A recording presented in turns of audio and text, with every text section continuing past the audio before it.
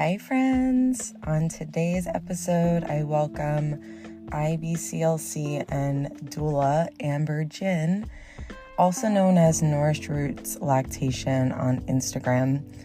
We had a lovely conversation about the relationship between birth and breastfeeding, why every mama should prioritize having a physiological birth, and some common breastfeeding challenges and misunderstandings. Amber shares her two birth stories as well, which started for her in her teen years. She has such a unique and powerful story, and I know you guys are going to love this one. Enjoy. I actually had my first son 2 weeks before I turned 16. I obviously was very surprised to find out I was pregnant when I was 15 years old, and it was a big shock to my mom. I grew up with my mom was single most of my childhood, so at the time she was a single mom. So for her, it was like the worst news to get. Like that's pretty not ideal. But yeah, I was in 10th grade when I found out I was pregnant. So I was really, stressed out, obviously. And when I told my mom about the fact that I was pregnant, the only thing that she really had to say to me was like, well, you have to stay in school. So that's where her heart was at. It's like, okay, I can deal with this as long as you have the ability to commit to sticking with your education. And so I had never seen anyone pregnant like in my family growing up, because everyone had kids kind of around the same time and then they didn't have any more children. So I didn't have any experience of like witnessing a mother, while pregnant and kind of what that looked like. So I was sort of on my own there in that department for sure. And so being the type of person I am, I read all the books I could find about pregnancy and motherhood and breastfeeding and everything just to try to prepare myself as much as I could. And I had Medicaid because, like broke teenager. And I went to just the traditional like obstetrician, and I actually really liked my obstetrician. He was a pretty cool dude overall. He was a really nice guy. But I kind of ran into trouble at the end of my pregnancy because it was a teaching, so where I live, there's a teaching hospital, and the teaching hospital has different practices. So I was at one of those practices. And so I would occasionally have different doctors. And I definitely noticed having some of those student doctors, I was treated differently, because I think for my doctor, he was like, okay, this is the kid that I have. I see her however often. And he was used to it. But some of the other doctors that would be rotated in definitely would treat me differently. A lot of the staff at the hospital and the doctor's office would treat me really poorly. It would just be kind of like judgmental and dismissive. But I really ran into trouble towards the end of my pregnancy because I had what I thought was preeclampsia. And I went to my doctor's appointment with my printed out notes that I'd found online. And I expected to see my doctor. And instead it was this like young, handsome, like, white guy doctor. My doctor was an older black man, which he was a really cool dude, but this is like totally different guy. And so I'm like, crap, it's not my doctor. I saw him standing there and I was like, crap, this isn't the same guy. And so he turns around and he's like, oh, what do you have there? And I'm like, oh, I think I have preeclampsia. And I go on and tell him all these symptoms that I'm having. And he's like, well, you can't, confuse your web research with my degree. And he just seemed very like offended at the fact that I was trying to like advocate for what I thought was going on. And it was just dismissed the heck out of me having preeclampsia. A few days later, this was about 38 weeks. I was 38 weeks pregnant. A few days later, I end up in the hospital because, surprise, surprise, I did have preeclampsia. What I believe now about preeclampsia is completely different than what I believed then. But at the time, it was really shitty to be reliant on this medical system and have them be completely dismissive, and then later to only find out that I had what I thought I had. So I ended up in labor. Oh, to add, during my pregnancy, I was talking with my grandmother and mom about my goals for my birth. And I was like, oh, I really want to have a natural labor and I don't want to get an epidural and all this stuff. And I remember it was such a vulnerable thing to say. And I was like, just completely blindsided at what my grandmother said back. And she's like, well, if you do that, we're going to like hear you screaming from at my house from the hospital, because she lives like a few miles from the hospital. And I was like, oh, fuck, like, okay, like this is not what I was expecting. So I was expecting support and to be, have my desires upheld, but they definitely were not. And so that was, that's just something that reminded me of that. But I ended up being induced, of course, because they're like, we've got to get this baby out of you. You've got preeclampsia. I stuck to my guns about not having an epidural and endured, because that's the word for it. That's how it felt. Like 22, 23 hours of unmedicated labor with Pitocin, which is like hell on earth. It really sucks. It's really, really bad. Um, and then I ended up having an emergency C-section. If for those of you, if you're listening, that was air quotes around that emergency C-section, because I was not responding well, obviously, to being induced, and my baby was not responding well. And they pretty much did the old thing of, well, we can keep doing this, but if you care about your baby, we need to do a C-section. So that's the gist of that story, pretty much. So yeah, it was definitely a disempowering experience, but it really lit a fire in me for my interest in birth and breastfeeding and motherhood, and all that lovely stuff. Yeah. Yeah. Wow. That sounds super intense. So, um, how was postpartum for you after that Whew. birth? So to provide a little bit of backstory. So in my family, my mom was always really funny about anything like mental health related. So her dad's mother was crazy. Like, she was put into the mental hospital. She had what I assume was like bipolar disorder, but back then they just called it like manic depression, and they put her on all these medications. So there was a lot of sensitivity about mental illness in my family growing up, which is an important context.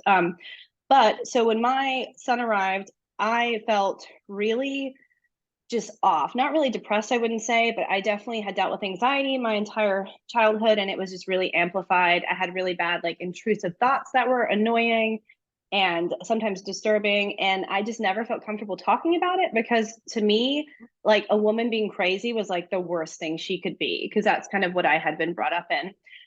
So I never really talked to anyone. And I remember it got so bad that I was like, I couldn't go to school. I was so anxious. I was such a mess. And my mom sent me to go see a therapist, and he was a really cool dude, and he had all these like mini schnauzers. He had like two dogs like in his office, which was really neat. But and I remember I was like, okay, this doesn't seem too bad. He seems nice. There's dogs here. And I sat down with him, and he was like, I think you might have postpartum depression. And I was like, no, it's not my baby's fault that I feel this way. And he's like, I know that. I'm not saying it's your baby's fault. I'm just saying that a lot of times, mothers struggle with this. And I took it just as this personal affront of either he's saying my baby's bad or I'm bad. And so I left. I literally got up and walked out. And that was all for me as far as getting help with my postpartum depression and anxiety, because I was just so, like, just deeply ingrained with the idea that you can't be crazy, your baby's not to blame, and just all this really just mental gymnastics, messed up stuff in my head. So I ended up just kind of struggling, on my own. I mean, being a teenager in school, I mean, high school's hard enough, but being in high school and being a mother and trying to, like, eventually I got a job and I went to night school, and it was a really hellish time that, like, thinking back on now, I'm like, I don't know how I did that. But How you yeah, so survived? Yeah. it was yeah, it was rough. I was definitely in survival mode for sure. So it was not a good experience as far as how my mood was with that after he I was born. um I can totally relate to that because I had my son when I was 17, and like when I think back to that time, I'm like, whoa, like that is so intense. Like going through the normal teenager, Yeah. experiences, like, you're just figuring yourself out as like a woman, and then Yeah. boom, you're a mom, and there's so much to navigate through in motherhood. I mean, even full grown, like, women who are well established in their For womanhood sure. still struggle with that transition. Um, but I mean, I'm sure since then you've come to, like, realize that the birth experience that you had and just the experience in general is probably what played into what you were experiencing postpartum. And so Oh were you yeah. able to breastfeed your son? Like, how did that journey go? Because I know now you are a lactation consultant, and that's your passion. So I'm curious to hear, like, how that breastfeeding journey went. Yeah, so I actually I wanted to breastfeed because same thing with reading all those books and everything. I knew like that was the best thing to do. And so I wanted to do that from the jump. And I remember telling a nurse, like, hey, I know I had a C-section and I feel like my milk might be slow to come in based on what I've read. And I would really like a pump. And she was just like seriously, like you're 15 and you have this baby and you're gonna like try to pump? Like, what's wrong with you? Pretty much was the vibe. And I'm like, yes, I understand it's a lot, but this is really what I'd like to do. So thankfully I was able to get a pump and I pumped and I didn't really know what I was doing and no one was really helpful. And I ended up going to like a WIC office, I think a few days after I was discharged from the hospital. And I remember the lady there was able to help me get him to latch. He was born, he was just under 5 pounds when he was born. So he was a little bitty baby. And she was like, well, if this doesn't feel good, you could definitely pump and we'll loan you a pump. And I was like, sweet, I don't have to use this crappy hand pump. Because I was just discharged from the hospital, with just like crappy manual pump, which, nothing against those. They work okay. But for like full-time pumping, they're not what you want to have in my personal opinion at the time. So I got that and and it was like it's hilarious to think of it because seeing how like sleek and sexy pumps are now, like this thing was like it was like it's so Massive. huge. Yeah. And I drug that damn thing to school every day for that whole year and I pumped and I gave him breast milk and that's what I did and I felt so freaking proud of myself for getting to do that. It was such a big As you win. should. As you Yeah, should. That's so that's how that incredible. went. Yeah, it was I really not fun carrying that thing back and forth though, because it was big. no, I know, I know. I remember so when I got pregnant with my son, my school actually didn't want me there anymore. Oh And no. because it was like a prestigious quote unquote Oh, okay. weather high school. So they were like, hey, we'll make a deal with you if you transfer out to your like zoned high school, you can graduate early. Oh. And and so I graduated early, so I was going to college after I had my son, and I was bringing this massive like Medela pump, which I also actually went to the WIC office and got Oh yeah. like help, and they were so helpful. I remember Yeah. I was struggling to get a latch as well, and I went to that office and I was crying my eyes out because I had no one to turn to for, breastfeeding advice. Yeah. And they were a great resource. So I love that you also had that experience. I think those types of resources are so important for, for young moms and just Definitely. any mom who needs the support. So did you go on to have more babies? Like, so what happens after you finish high school? You have your baby, you had a successful breastfeeding journey. And so where does your passion for helping other moms come in? Do you want to go into that? Yeah, sure. So it's actually interesting. In my naivety at the time, I thought the best place for me, and what I'm about to say is my opinion. So just to preface it with that, I thought that the best way to serve mothers was going to be going into nursing school. That was my plan. So I worked really hard. I was the only person accepted, high school student accepted into the nursing program that I got into because it was like an accelerated program. Right out of high school, I got into it, and I went into that and it sucked. I hated it really badly. And it really sucked extra hard because like I'd worked so hard through high school to get into this program, and I thought it was going to be this like really awesome thing. And so it sucked because of that, the disappointment. After such long anticipation for this program, but it also sucked because I saw how everyone was treated. And that was like not even just labor and delivery, like literally every aspect of what we did as nurses just felt really not in alignment with my values. I can suffice to say that. So I ended up changing my majors and I went and got I got my degree in biology. And then after, because that's always been interesting to me. And after that, I'm like, okay, like this is cool, but I can't really do anything with it. And I was like, oh, I've heard of like, being a doula, childbirth classes, that sort of stuff, because that was just coming to be a thing. And I pursued that because I have two boys. My oldest will be 16 soon, and my youngest is 10. And so I'd had my second baby in that time, and with him, I'd had nurse midwives, and it was a better experience for sure. Definitely not if I were to ever have another baby, I'd have a completely different experience. But it was better than with my first son. So having seen midwives and heard about doulas and all that stuff, that definitely opened things up for me. So I ended up studying to become a doula, to become a childbirth educator, and then like a lactation counselor. And I really loved the breastfeeding aspect of things. Birth work is really awesome, but it is a lot. And I'm someone who I like to be in bed at like 9:30, and I like to have my schedules and stuff. So it was really difficult to do that. And so my heart is really like, it goes out, and I'm like wildly impressed by women who manage to support people in that way, because it's just, I'm not cut out for it. But so lactation felt like a really good option. And we had moved to Puerto Rico for a year. And when I was out there, I actually did my clinicals for my to sit for my board exam. And I worked with this like really rad group of women who started their nonprofit during the aftermath of Hurricane Maria. And they like were really like, okay, no one's coming to help us. Like, we've got to figure stuff out. So it was really a super cool group of people to learn from, and really kind of sparked my interest in like self-sufficiency and like birth and motherhood and living outside of, you know, the systems that we typically rely on. And it was a really cool experience. So that kind of led me into wanting to be in private practice rather than working for someone else. And so yeah, here I am now. I've been in private practice for almost 5 years, and I really really love it. That's awesome. So I know that on your Instagram page, you talk a lot about how, you know, how important it is to have a physiological birth, because that directly impacts your breastfeeding journey. And so I know you work with women who have had challenging births, and help them troubleshoot what they're going through in their breastfeeding journey.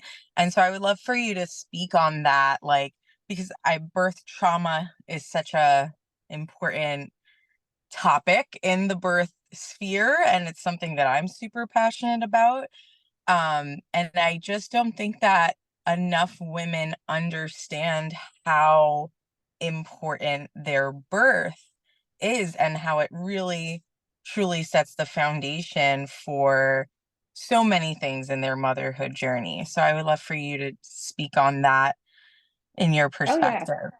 Yeah, for sure. So I would say, like, in my experience across these 5 years in private practice and across the 10 years that I've spent working in the birth world, I would say nearly all breastfeeding issues that I see start during birth. They start during labor. Like, they're related directly to how you're cared for, how empowered you feel or don't feel during your birth. I mean, I think we overlook how complicated like the interplay of like hormones are in like everything for our life, but especially for lactation. Because if you're, you know, in a place where you're stressed, like your body's just not going to make the right hormones, just to say it simply, and that's going to affect how you do or don't produce milk.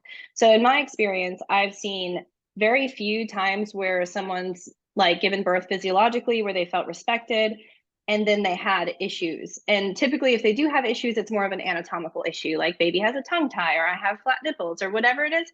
So it's really, I don't know, I think it's super overlooked how important preparing for your birth is for breastfeeding, which, I mean, it's almost silly that's like not just obvious, but even for me across time, my practice has really shifted from, you know, let's solve a problem to let's prevent a problem. And I think that's really, really important.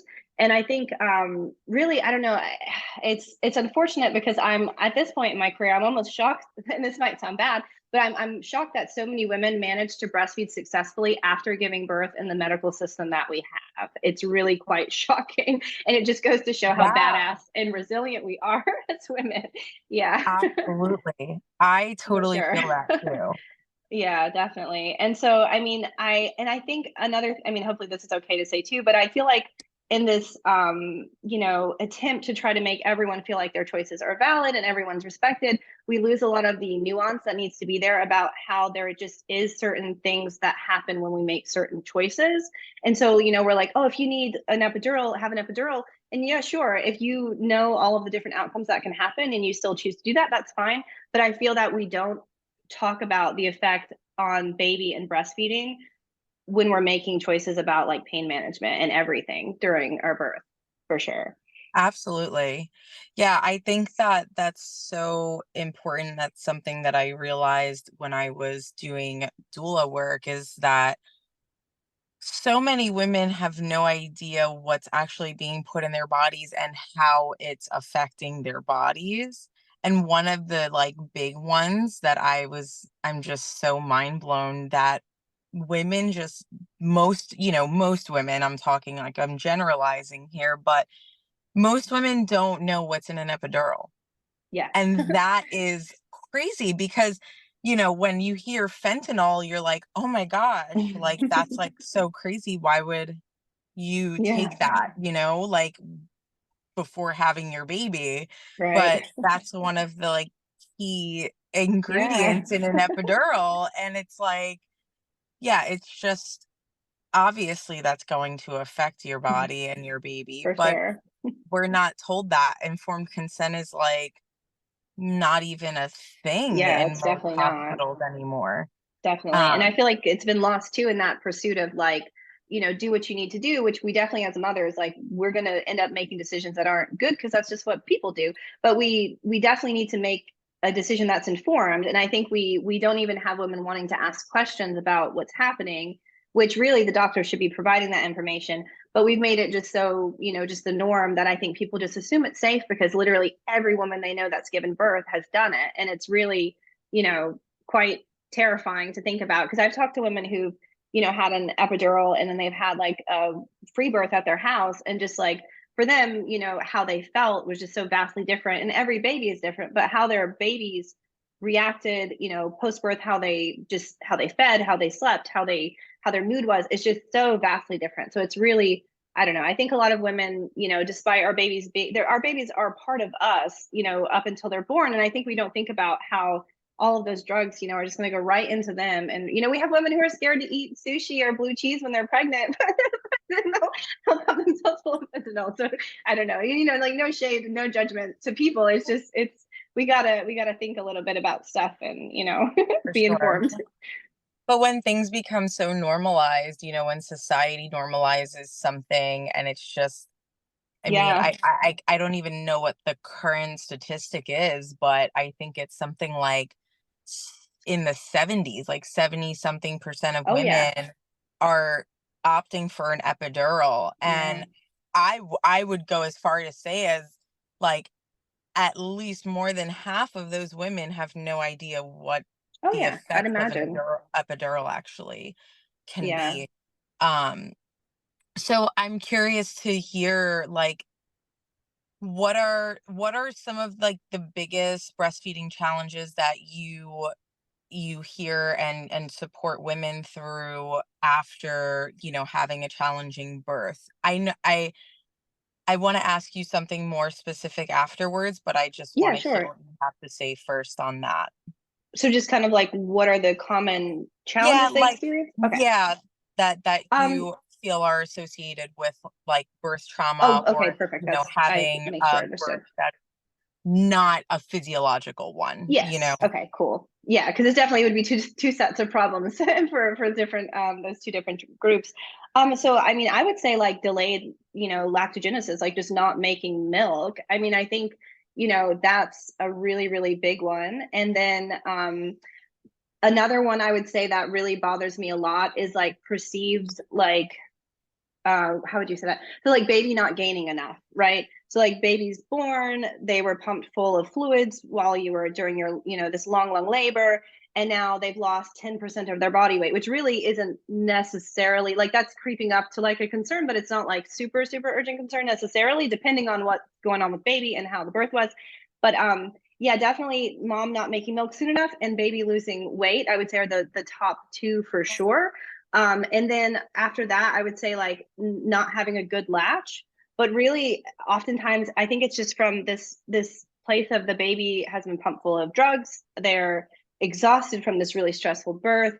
The mother's milk is delayed, and so it's like it's not. I would not say any of them are really like standalone problems, but they're rather like a collection of problems that are manifesting as something that we want to call a problem, which is the issue I have with kind of the way most obstetricians and pediatricians approach breastfeeding in general is because they really like to like pathologize things. And it's like, this is your baby's bad and he's bad at feeding, or like your boobs are bad. And it's like, it just is, we definitely lose like the nuance of how complicated our systems are and how complicated breastfeeding is, like from, just all the interplays of things. It really should be quite simple, but when we start messing with different stuff, we can have these problems that are really kind of hard to unravel what caused them. So I would say those are the big three for people who experience their birth in like a medical atmosphere, or at least an atmosphere where they didn't feel respected and it wasn't like a physiological process. So I like that you brought up like the whole concept of like pathologizing something that's actually falls on the spectrum of normal. I mean, we see that in birth all the time.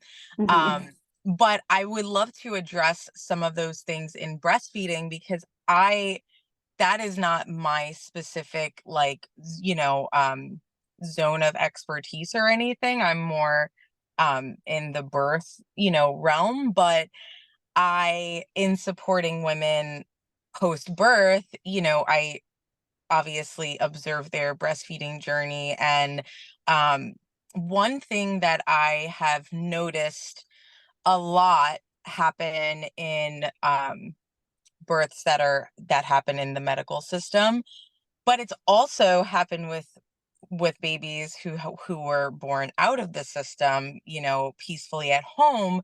And so I wonder if this is something that's just normal. Babies not having a specific interest in feeding right away. So I know like the the suggestion usually is like get baby to latch right away, like as soon as baby's born, do the skin to skin and then try to get a good latch. And so I think a lot of moms feel the pressure to like, okay, get baby to latch right away and start feeding as soon as possible so that I have a successful Mm-hmm. breastfeeding journey. Also added, having that concern of I don't want baby to lose too much weight Mm-hmm. either, because I'm going to have a pediatrician, appointment in a few days, and they're going to weigh baby to determine if my body is producing enough for them. And so there's a lot of pressure there to make sure that baby's like feeding sufficiently, as soon as possible. But I hear so many stories, and I've seen myself like babies just not having an interest in the breast until like day 2. And I'm wondering if that is something that is associated with having a traumatic like entrance into the world, or if that's just babies, like they just, if they're not hungry, they're not hungry. I think definitely a lot of mothers put a lot of pressure on themselves because they think like, all right, this baby just came out and he must be starving. Like he can't have any stores of anything, like he's got to eat now or it's like the end of the world. And you definitely want your baby to eat. I'm not saying that at all, but like I think we really have this weird pressure that we think like, all right, he's here, like we could just give him a bottle and he can drink the whole thing. And really like their stomachs are like the size of like a cherry pit or something, they're teeny tiny. And so I definitely think there's a lot of pressure on that because we think that baby needs to eat X amount and we need to be producing this amount. I mean, the number of women I've had tearfully and shamefully tell me that their baby's 3 or 4 days old and they're only pumping 2 ounces after they eat. And I'm like, how much do you think this child needs to eat? Like you're doing great. That's plenty of milk. But suffice to say, I think the best thing for that issue, I would say, is just like baby led latching, like baby led interest, like rather than trying to just take your baby and shove them on your boob. I mean, have your baby on your chest where they can, see your nipples. They know that they can smell and all these, wonderful systems are working. And when they express interest, help them as you can, but like definitely let them take the lead. I mean, and I wouldn't see any reason why a healthy newborn, would refuse eating to a point where it's detrimental to them. I mean, obviously keep an eye on output. How are their dirty diapers, wet diapers, etc. But I mean, I think as long as you just follow their lead, I think you're going to be a lot better off than like grabbing this poor thing that just came here into the world and start trying to make them do something that they're designed to do. They're definitely designed to do it, and our bodies are designed to facilitate that for them. But that doesn't mean that they have to do it within 5 minutes. I'm definitely a big fan of keeping mother and baby together relatively undisturbed as possible for as long as it takes post birth to establish a good latch. But from there, I mean, I think you just follow baby's lead. I don't think that humans would have made it to this point in life where you and I are like talking, on a computer if we were all just going to keel over because we didn't latch within like the first hour. You know what I'm saying? Yeah, no, for sure. And I know that, like, of course, just like every woman's different, every baby's different, every pregnancy is different, every birth's different. Like, I'm sure the same goes For for the sure. breastfeeding journey. Yeah. And recently I was supporting a mom who, um, she she had a pretty, like, it sounded like a pretty peaceful birth. I wasn't there. Um, and baby just didn't have an interest in latching or feeding, just wanted to sleep. And, after 12 hours, they started getting concerned, of course, because you're like Yeah. thinking, oh my goodness, my baby's starving. But like you said, we're intelligent enough. Like, if we're actually starving, then we're going to eat. And it turns out that when the baby woke up later on that night, like, the baby pooped three, like, really big, like, meconium poops. Yeah. And then right after that was like Yeah. Okay. ravenous and Yeah. And latched that's and that seems to ate. be how it goes. And Yeah. so it's like, I do agree that, like, intuitively speaking, like, not knowing what's actually quote unquote right or wrong, to me, I'm like, if your baby's hungry, your baby will latch. Yeah, for But that sure. kind of brings me into my next question, which, I know can be tricky and really hard to, like, speak on, because I don't think that we really understand why this happens, or maybe we do and I just don't know. But I noticed that something that is just so common nowadays, and maybe it was always a thing and we're just kind of realizing it now, but tongue ties, lip ties, like the whole ties, and latching. Can you kind of, like, go into that and, like, demystify that? Because Yeah, for sure. I I'm like, what is the connection here? Is there a connection between these ties and, like, the birth, the birth itself? Or is this like a genetic mutation that we're experiencing now as humans? Like, it's really a lot to try to understand. Yeah. So I would love to hear what you have to Okay, say cool. on that. So, and again, this is my opinion. I'm not speaking for like the, clan of IBCLCs or anything. This is my opinion.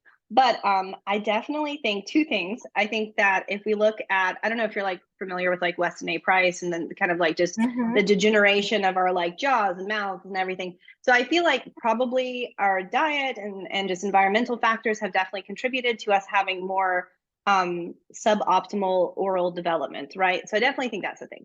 But I think the real issue is the same thing with the pathologizing. I think we have, I mean, I'm going to say it, like IBCLCs and pediatricians who are going in and they're looking for a problem and they're going to diagnose your baby with a problem. I know so many IBCLCs who go in and I think this is a problem. So I'm just going to say it. Everyone runs their practice the way they want. It's none of my business. But I think it's really problematic that we have IBCLCs who show up to just I'm having some issues with baby latching, and they immediately put on gloves and they start feeling around in the baby's mouth.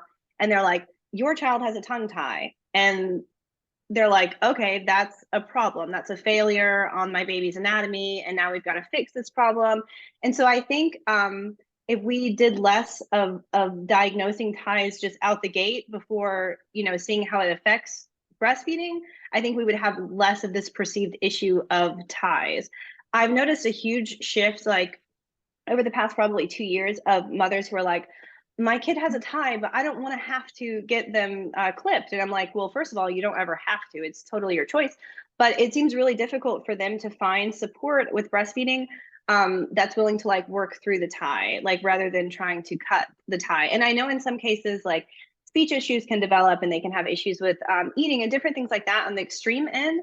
But I think in my experience, I definitely feel that it's overblown to a certain degree. And I've had great success working with mothers who are able to nurse through a tie And just as baby grows, it becomes less and less of an issue. I've also had mothers when I was doing my clinicals in Puerto Rico, the number of times like I was learning. So I was like, hey, can I, do an oral exam on your baby? These were babies they were coming to a support group that also had a clinic. So a lot of these mothers were doing, badass nursers, no issues. Like they just were letting me look at their babies so I could learn. So the number of babies that I looked at and I was like, gosh, this is a lip tie, a tongue tie. There were so many. And these were babies that were never diagnosed with them, and it never presented as an issue. Or if it did, it was an issue that was not diagnosed and pathologized. And so the mother worked through it.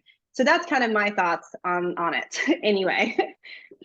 I love that you said that, because intuitively, that's also like the answer that I would have given, like, especially after experiencing what was, a quote unquote tongue tie with my daughter.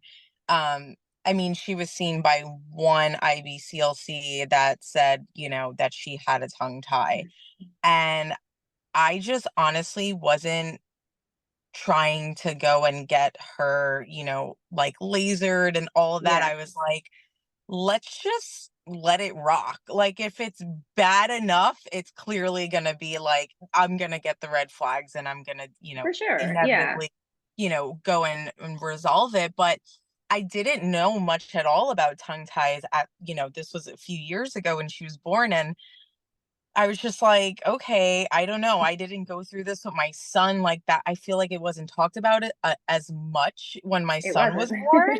Yeah. And and so I was like, okay, I'm just gonna work through this. And I'm not gonna lie, the first couple of weeks were challenging. Like, my nipples did hurt. I did what I could do to make sure that, they healed as fast as they possibly could.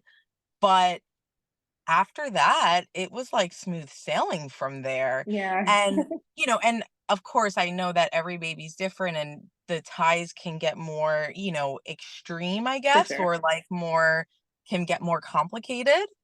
Um, but I always want to be like, you can do it. Like, you don't, Yeah, for sure.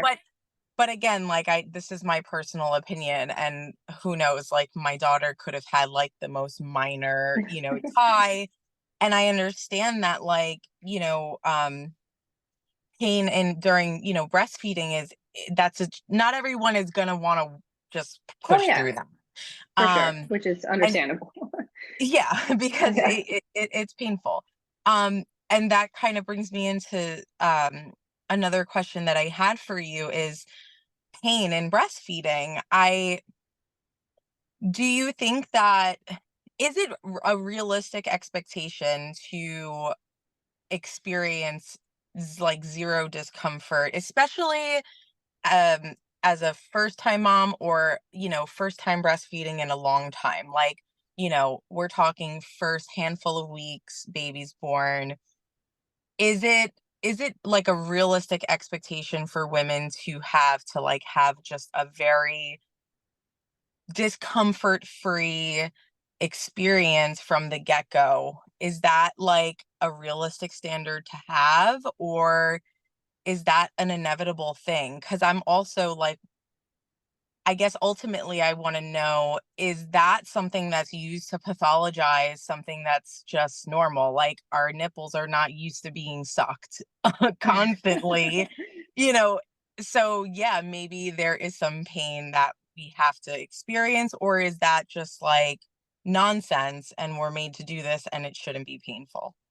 So in a lot of the language I use around like my content that I create on my website and whatnot, it's from a marketing angle if we're talking business. I definitely believe that breastfeeding can be easy and empowering. Does that mean that it's going to be like 100% discomfort free? Like pain is so subjective, right? So I definitely think it is perfectly reasonable to assume that, in the optimal physiological birth, and baby's good, everything's good, oral anatomy on baby's good, your anatomy is good. I think it's reasonable to assume that you would experience very minimal discomfort. I think that's definitely true. I think sometimes, I mean, as somebody who's breastfed, like sometimes baby can get on there and be a perfectly good latcher and do something weird and it hurts a little bit. So I think it's very reasonable to believe that you can breastfeed and have it be minimally painful. Like it can definitely be something that's, you have a few blips of time where you had to, figure out a different hold, or you had to get some extra pillows or whatever. Maybe you had to use some nipple cream because your nipples got dry. But yeah, I definitely think it's realistic to believe that you can have minimal discomfort. To go as far as to say like absolutely none, probably not, because again, the pain is subjective, and like I think you would probably, every mother would experience some level of discomfort, even if it's very, very, very, very mild. But I've definitely had plenty of mothers I worked with who fall into that category, where it was like, oh yeah, when my milk came in, my boobs felt like rocks, right? I mean, even if it's just that, like that's discomfort. So I think it's definitely within the realm of just possibility that you're going to experience some level of discomfort, but it's not going to be what you see in like movies and TV shows where it just shows this frazzled mother and her baby's screaming and milk's dripping everywhere. I mean, I think we get this idea of breastfeeding presented really poorly to us, just like birth and all of our culture and conditioning we have going Yeah. on. But yeah, I definitely think you can go into breastfeeding with the mindset of like, this is going to mostly be joyful and empowering and awesome. And that's totally realistic. But also think that when your milk comes in, your boobs might be sore. When baby's figuring out how to latch, you might have a little bit of discomfort. But it shouldn't be painful, like in the sense of like, that word. Discomfort is more what I would say, rather than pain is more common, if that makes sense. A Yeah. minute distinction, I suppose, but And I do think it's subjective. Of course, some people have just higher tolerance than yeah. others.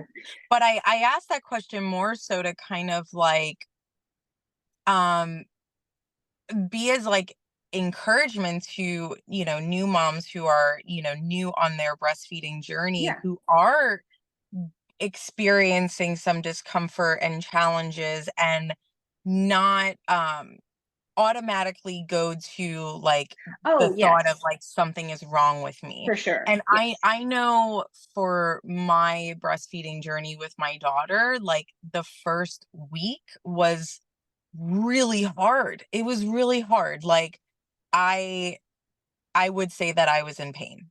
Like I Yeah. would definitely use that word.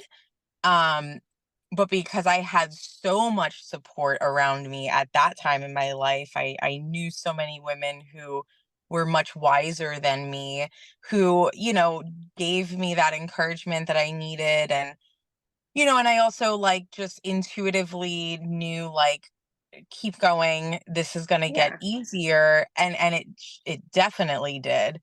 And so when I hear other women, when they describe that in the first handful of days, I want to just say, like, keep going. You're doing Oh, everything you yeah, for can. sure. Like, this is normal. But at the same time, I'm like, but you hear so often from IBCLCs and, breastfeeding counselors and all of that, like, breastfeeding shouldn't be painful. And I feel like that's a dangerous statement, because some Oh, yeah.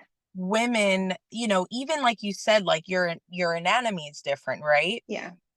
I know that um I'm sure that breastfeeding is different for a woman who has flat or inverted Oh, nipples yeah, for sure. versus, one who has like really Exactly. accessible, big nice nipples for their Mhm. baby to like easily latch onto. Yeah.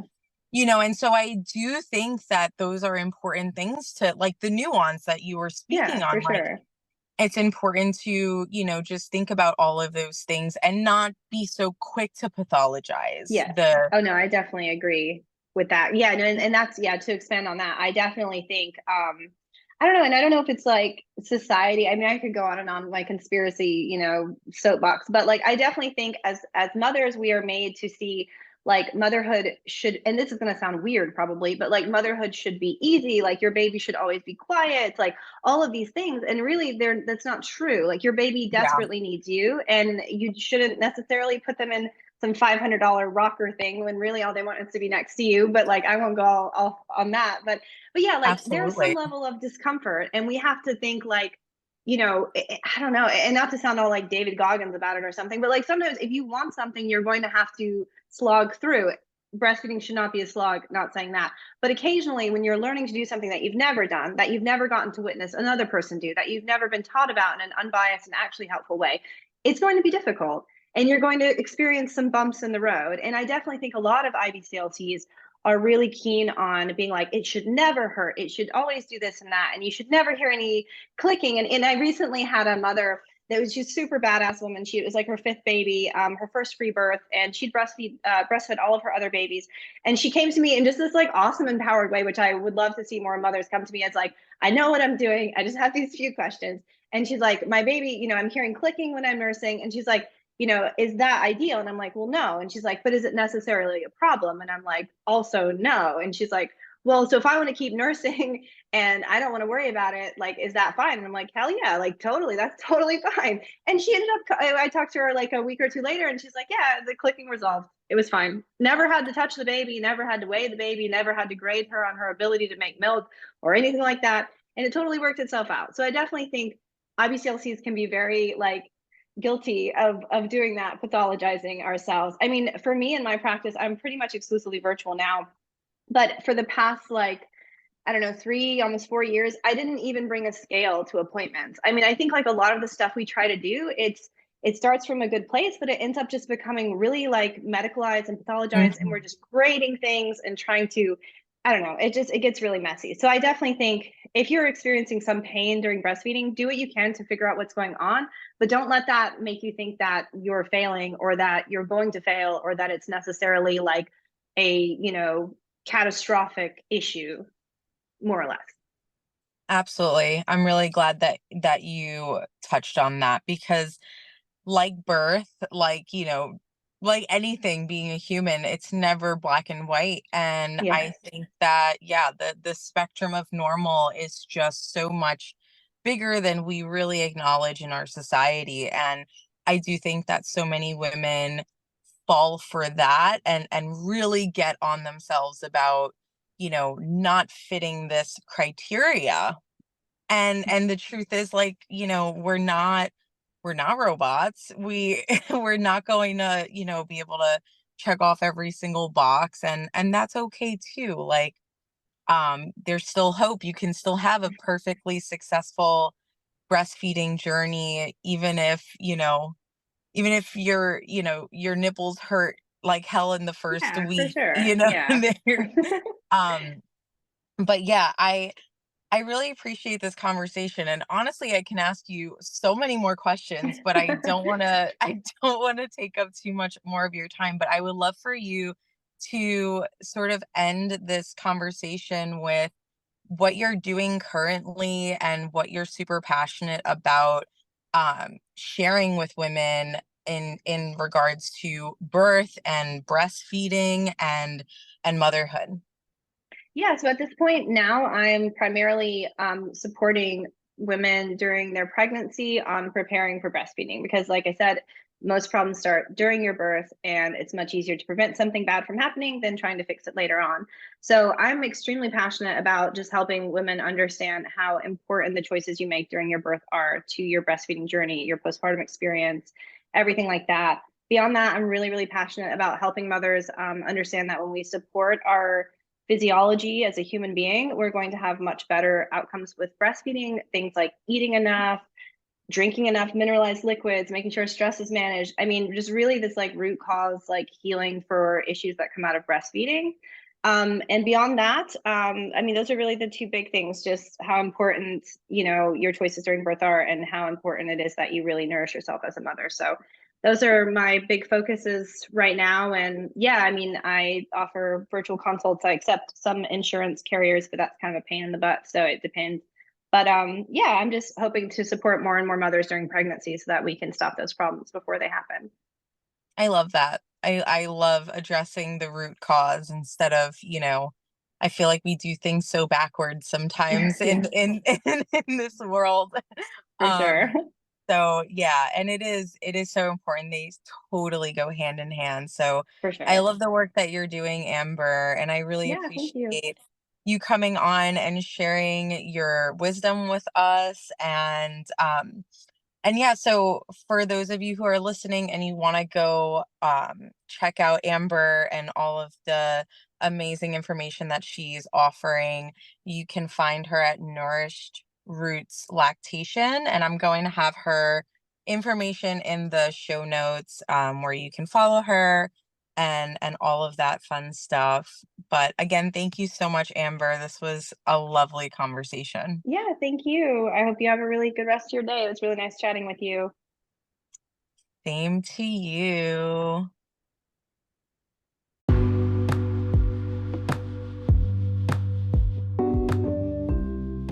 Thank you so much for listening to the Birth and Rebirth podcast. And if you enjoy hearing these episodes, please leave a 5-star review so that this podcast can fall on the ears of more women who need to hear this encouragement. Thank you for your support, and God bless.